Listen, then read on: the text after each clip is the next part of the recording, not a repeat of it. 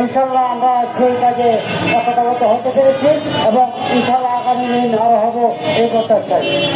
আর আমি জুলাই নিয়ে কি বলবো, জুলাই আসলে জুলাই আমি একটা স্লোগান দিয়েছিলাম, জুলাই আমার শক্তি, জুলাই আমার মুক্তি।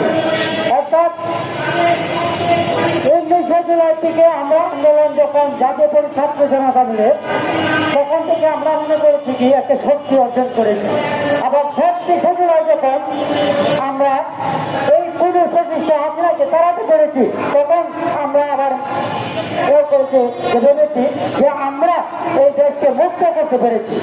আসলে এখন আমি দেখছি আমরা কখনো এই দেশকে এখনো মুক্ত করতে পারি না, কারণ এখনো এই দেশে স্বৈরাচার বসবাস করছে। যেমন না হয় এই স্বৈরাচার যদি এলাকা কোথাও আমাদের নামে এখনো কি করে এই দেশ একটা মামলা হচ্ছে, পুলিশ দাবি হয়ে কি করে আমাদের নামে মামলা করে। আমরা কি পুলিশের সাথে কোনো আন্দোলন করেছি?